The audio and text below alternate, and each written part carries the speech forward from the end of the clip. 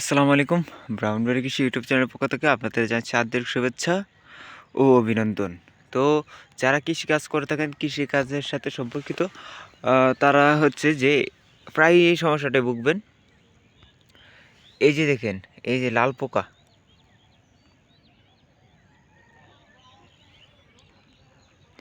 এই যে লাল পোকাটা দেখতেছেন, এটা কিন্তু মরা না, ঠিক আছে? এটা কিন্তু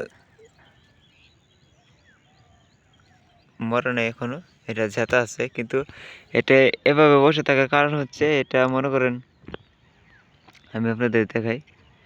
এই যে দেখেন, হাতে নিলাম,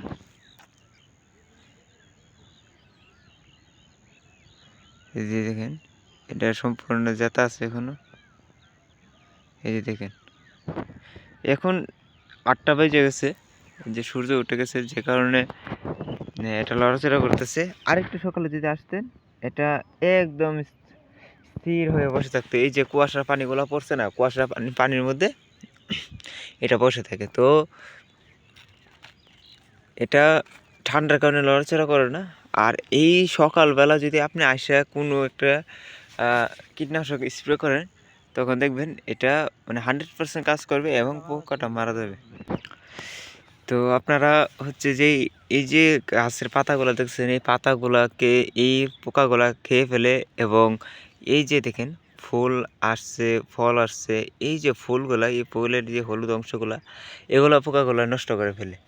তো আপনারা ওষুধ দিলে, বিকালে ওষুধ দিলে দিতে পারেন, কিন্তু সর্বোত্তম হচ্ছে আপনি যদি সকালে ওষুধটা দেন, তখন দেখা গেছে এই যে দেখেন পাতার নিচে পোকাটা বসে আছে। এই যে এটা দিলে এখন 100% কাজ করবে এই পোকাটাই। তো যে কোনো কীটনাশক ইউজ করবেন, গন্ধনাশক, দেখবেন পোকাটা মারা যাবে। এই যে দেখেন, কুটুমে বসে বসে খাচ্ছে।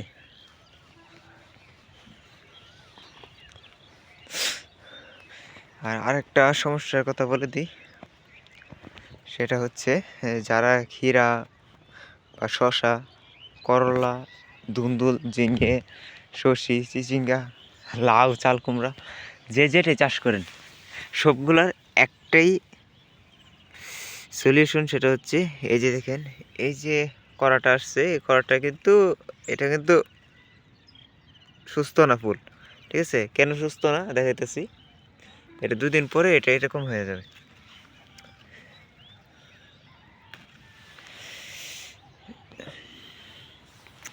এই যে এটা দেখেন, এটাতে কতগুলা এই মাছি পোকা ছিদ্র করে দিছে, দেখছেন? দেওয়ার কারণে এটা এরকম বাঁকা হয়ে গেছে